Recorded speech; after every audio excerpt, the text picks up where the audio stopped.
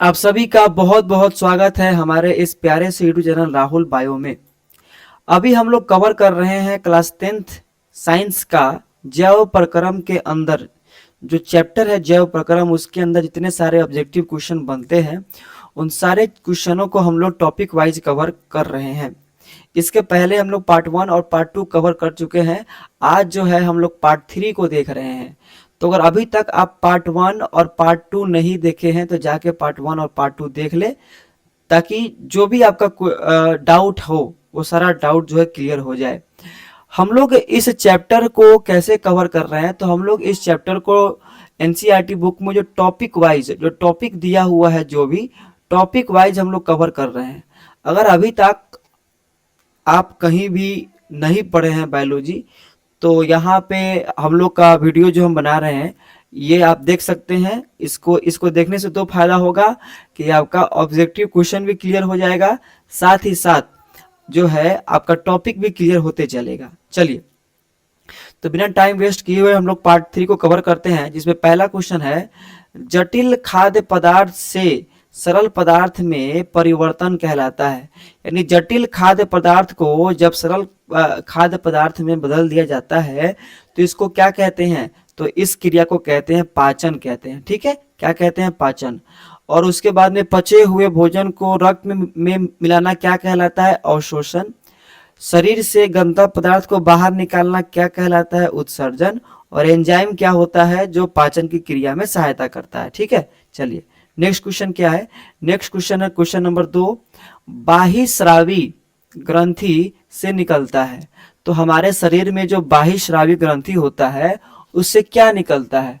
तो उससे निकलता है पाचक रस और इंजाइम।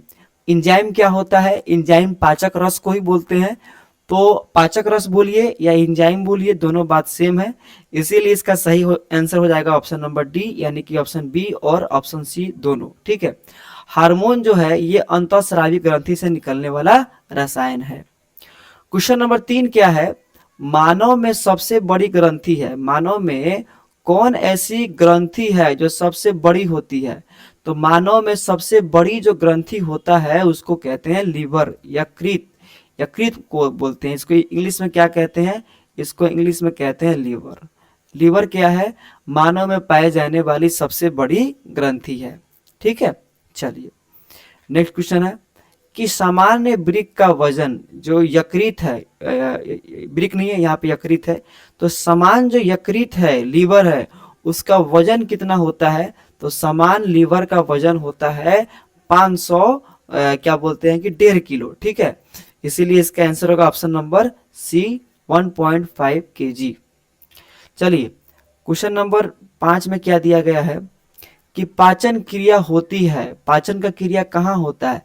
तो पाचन का क्रिया होता है हम लोग का पाचन तंत्र में, और इसी पाचन तंत्र में हम लोग का आमाशय, छोटी आंत, बड़ी आंत सब इसी में चला आता है। ठीक है, चलिए नेक्स्ट क्वेश्चन है कि मुंह से गुद्दा तक पाया जाता है।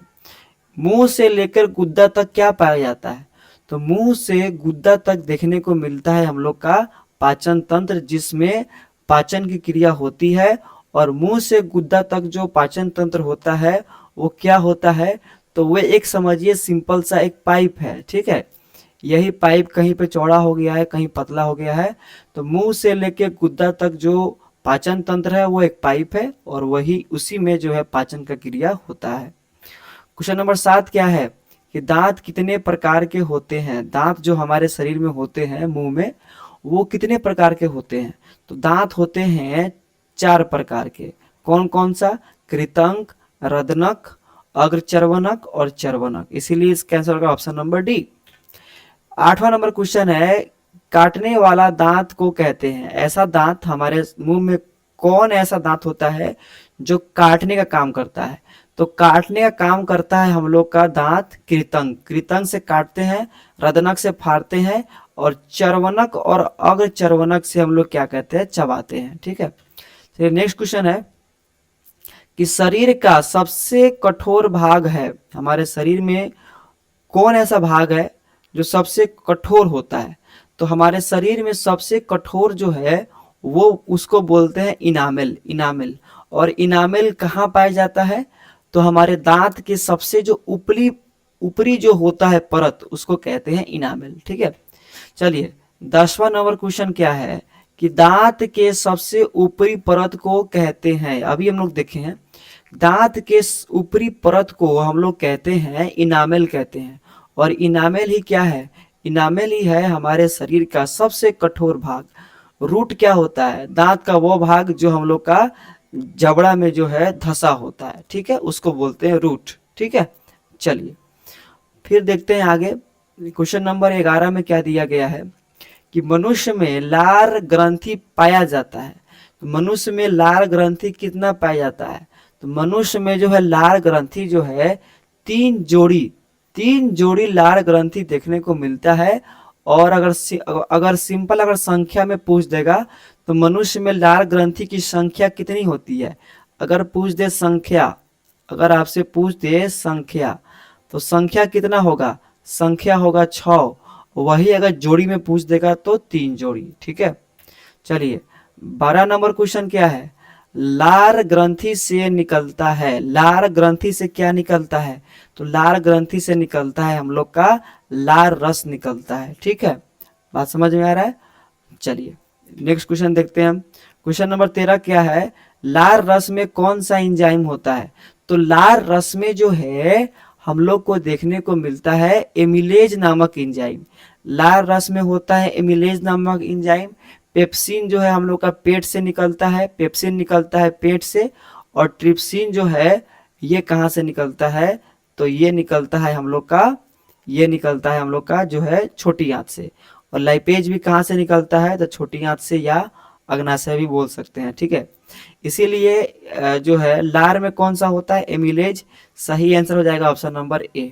ठीक है, चलिए नेक्स्ट क्वेश्चन देखते हैं। क्वेश्चन नंबर 14 क्या है? टाइलिन नामक एंजाइम किसमें पाया जाता है? टाइलिन नामक एंजाइम किसमें पाया जाता है? अभी हम लोग देखे थे ना एमिलेज। एमिलेज एंजाइम का ही दूसरा नाम क्या है? एमिलेज एंजाइम को ही हम लोग टाइलिन कहते हैं।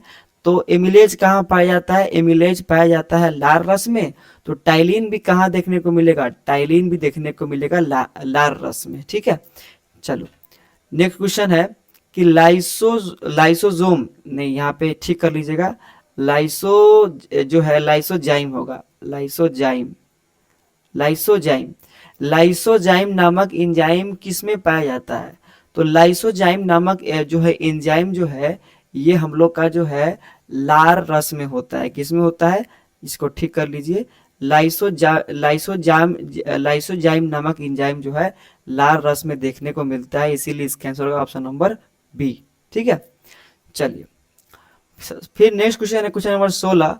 मुंह में किसका पाचन होता है? कौन ऐसा पोषक तत्व है जिसका मुंह में होता है पाचन? तो मुंह में पाचन होता है सबसे पहले किसका? कार्बोहाइड्रेट का, क्योंकि मुंह में एंजाइम होता है एमिलेज, और एमिलेज जो है कार्बोहाइड्रेट को पचाता है। ठीक है, चलिए फिर देखते हैं नेक्स्ट क्वेश्चन क्या है। नेक्स्ट क्वेश्चन है एमिलेज नामक एंजाइम कार्बोहाइड्रेट को परिवर्तित कर देता है। एमिलेज नामक एंजाइम जो है ये कार्बोहाइड्रेट को पचा के किसमें परिवर्तित करता है? तो इसको जो है ये परिवर्तित कर देता है कार्बोहाइड्रेट को, एमिलेज नामक एंजाइम माल्टोज में। किसमें करता है? माल्टोज में। इसीलिए इसका आंसर होगा option number D. Next question है कि क्रामाकुंचन गति होता है। क्रामाकुंचन गति हम लोग को कहाँ देखने को मिलता है? तो क्रामाकुंचन गति जो है हम लोग का पाचन तंत्र में देखने को मिलता है, जिस कारण से हम लोग का भोजन पूरे पाचन तंत्र में जो है गति कर पाता है। ठीक है, चलिए आइए देखते हैं नेक्स्ट। अब नेक्स्ट क्वेश्चन क्या है? नेक्स्ट क्वेश्चन है क्वेश्चन नंबर 19। जठर ग्रंथि पाया जाता है। जठरा ग्रंथि कहाँ पाया जाता है? तो जठरा ग्रंथि हम लोग को देखने को मिलता है हम लोग का आमाशय के अंदर, यानी कि पेट के अंदर होता है जठरा ग्रंथि। इसीलिए बोलेंगे इसका आंसर सही क्या होगा? ऑप्शन नंबर सी, यानी कि जठरा ग्रंथि हम लोग का आमाशय में यानी पेट में देखने को मिलता है। चलिए क्वेश्चन नंबर 20 क्या है? क्वेश्चन नंबर 20 है कि आमाशय से निकलने वाले रस को क्या क्या कहते हैं? यानी हम लोग का जो यानी हम लोग का जो पेट से जो रस निकलता है उसको क्या कहते हैं? तो हमारे आमाशय से निकलने वाले रस को हम लोग कहते हैं जठर रस। क्या कहते हैं? जठर रस। ठीक है, आइए, तो इस तरह से इस वीडियो में हम लोग फिर से 20 क्वेश्चन को कवर किए हैं। ठीक है, क्योंकि मेरे पास उतना स्टोरेज नहीं है कि हम लंबा लंबा वीडियो को बना पाए, इसीलिए जो है शॉर्ट शॉर्ट वीडियो बनाते हैं और 20-20 क्वेश्चन कवर कर देते हैं। ठीक है, तो 20 क्वेश्चन का ये हम लोग का वीडियो था। इसके आगे जो एनसीईआरटी बुक में जो आमाशय में पाचन दिया है, पेट में पाचन दिया है, उसको भी हम लोग ऑब्जेक्टिव की तरह उसको कवर करेंगे। ठीक है, तो आपको क्या करना है कि वीडियो को लाइक कर देना है और वीडियो को शेयर कर देना है, और साथ ही साथ जो चैनल है उसको सब्सक्राइब जरूर कर लेना है, ताकि इसी तरह से आपको ऑब्जेक्टिव क्वेश्चन एग्जाम ओरिएंटेड, जो आपको एग्जाम में अधिक से अधिक नंबर दिलाएगा, समय पर मिलता रहे। ठीक है, तो स्वस्थ रहिए, पढ़ाई करते रहिए। मिलते हैं एक नए वीडियो में एक नए टॉपिक के साथ। तब तक के लिए जय हिंद, जय भारत।